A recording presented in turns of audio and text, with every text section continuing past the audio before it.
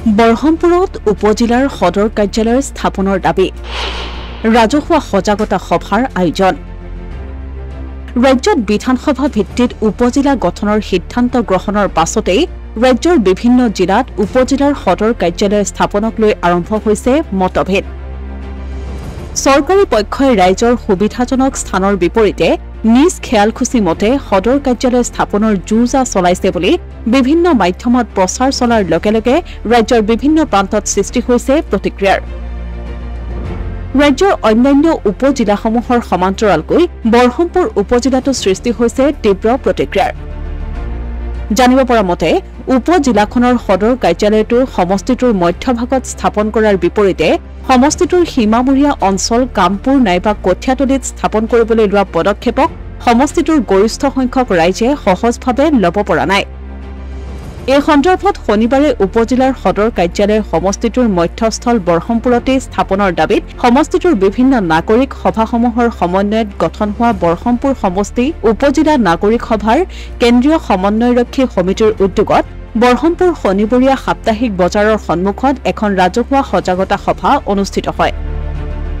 সজাগতা সভাত বৃহত্তৰ বৰহমপুৰ অঞ্চলৰ বহু কেইগৰাকী গণ্যমান্য ব্যক্তিকে প্ৰমুখ্য কৰি কেন্দ্ৰীয় সমন্বয়ৰক্ষী সমিতিৰ অন্তৰ্গত নাগৰিক সভাসমূহৰ সভাপতি সম্পাদক আৰু সদস্যসকলৰ উপৰিও জাতীয়তাবাদী যুৱ ছাত্ৰ পৰিষদৰ নগাঁও জিলা সমিতিৰ বিষয়ববীয়াসকলে চৰকাৰী পক্ষ সমষ্টিটোৰ জনতাৰ সকলো প্ৰকাৰে সুবিধা হোৱাকৈ বৰহমপুৰ উপজিলাৰ সদৰ কাৰ্যালয় বৰহমপুৰতে স্থাপন কৰিবলৈ দাবী জনাই অঞ্চলটোৰ ৰাইজক সজাগ কৰাৰ লগতে সহায় সহযোগিতা কামনাৰে ভাষণ প্ৰদান কৰে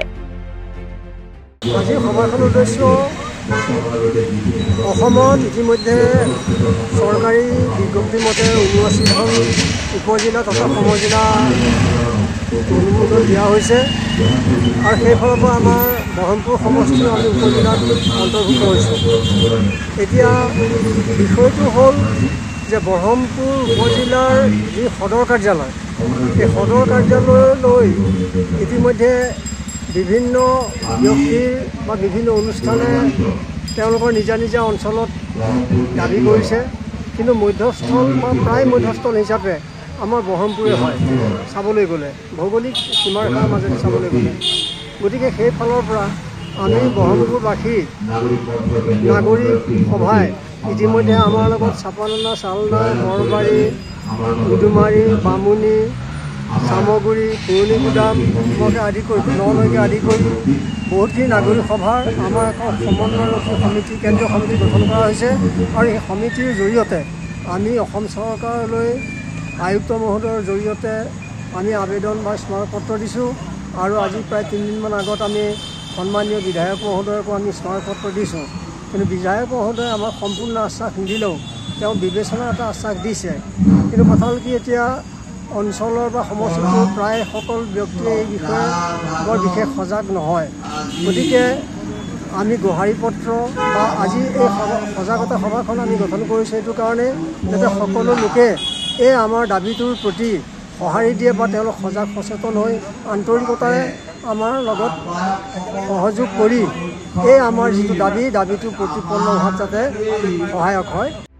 সজাগতা সভাত কেন্দ্ৰীয় সমন্বয়ৰক্ষী সমিতিৰ ফালৰ পৰা বৰহমপুৰ শনিবৰীয়া সাপ্তাহিক বজাৰলৈ অহা ক্ৰেতা বিক্ৰেতাসকলৰ লগতে পথচাৰী ৰাইজক একোখনকৈ গোহাৰি পত্ৰ প্ৰদান আৰু ব্যক্তিগত আৰু ৰাজহুৱা সেৱাত জড়িত বিভিন্ন বাহনত বেনাৰ আদি লগাই ৰাইজৰ মাজত সজাগতা সৃষ্টি আৰু সহযোগিতা কামনা কৰা হয় ঐতিহ্যমণ্ডিত এই বৰহমপুৰ অঞ্চলৰ যি আমাৰ উপজিলা গঠন হ'ল তাৰ পিছতে সমন্বয়ৰক্ষী সমিতিৰ দ্বাৰা আমি ইয়াতে কাৰ্যসূচী গ্ৰহণ কৰিছোঁ যে ইয়াৰ পৰা বিভিন্ন কাৰ্যালয় স্থানান্তৰ আৰু উপজিলা গঠনৰ যিসমূহ কাৰ্যালয় তেখেতসকলে স্থাপন কৰিব ওলাইছে এইসমূহ ইয়াতেই স্থাপন কৰিব লাগে বুলি আমি দাবীৰে এই প্ৰতিবাদী সভা গ্ৰহণ কৰা হৈছে আমি এটা কথা জনাব বিচাৰিছোঁ আজি ইয়াতে অসম জাতীয়তাবাদী যুৱ ছাত্ৰ পৰিষদকে প্ৰমুখ্য কৰি সমগ্ৰ বৰহমপুৰ অঞ্চলৰ বিভিন্ন গোষ্ঠী জনগোষ্ঠীৰ লগত জড়িত নাগৰিক ওলাই আহিছে আমি পুনৰ ক'ব বিচাৰিছোঁ চৰকাৰক যে এতিয়া উপজিলা গঠনৰ জৰিয়তে আপোনালোকে যি বিভিন্ন ধৰণৰ কাৰ্যালয় স্থাপনকে আদি কৰি তেখেতসকলে ব্যৱস্থা ল'ব বিচাৰিছে এইসমূহ ব্ৰহ্মপুৰতে কৰক এই অঞ্চলটো ইতিহাস প্ৰসিদ্ধ এক অঞ্চল এই অঞ্চলটোৰ এক 1942 চনৰ ভাৰত ত্যাগ আন্দোলনৰ তেজৰে মহিমামণ্ডিত অঞ্চল এই অঞ্চলটো এনেই গঠন হোৱা নাই এই অঞ্চলটোৰ ঐতিহ্য আছে সেয়েহে আমি এই স্থানতেই আজি প্ৰতিবাদী কাৰ্যসূচীৰ জৰিয়তে চৰকাৰক জনাব বিচাৰিছোঁ যে ব্ৰহ্মপুৰ উপজিলা গঠনৰ পাছত যিসমূহ কৰণীয় আপোনালোকৰ কাম আছে সেইবোৰ ব্ৰহ্মপুৰ কেন্দ্ৰিক হওক ইয়াৰ পৰা যদি আপোনালোকে স্থানান্তৰিত কৰি আমাৰ যি বিভিন্ন ইয়াতে সম্পদ আছে সেইসমূহ লৈ যায় তেনেহ'লে ইয়াৰ ৰাইজৰ খংক্ষোভৰ আপোনালোক সন্মুখীন হ'ব লাগিব আপোনালোকে এতিয়া জানে যে এতিয়া বিভিন্ন সময়ত বানপানীৰ পৰিস্থিতি সৃষ্টি হৈছে মূল্য বৃদ্ধি হৈছে বিভিন্ন দিশ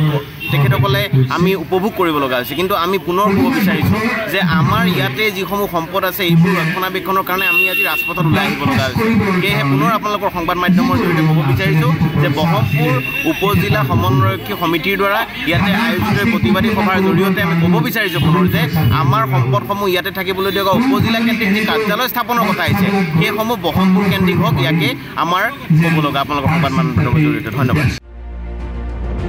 অসমীয়া প্ৰতিদিন ডিজিটেল সংবাদ বৰহমপুৰ।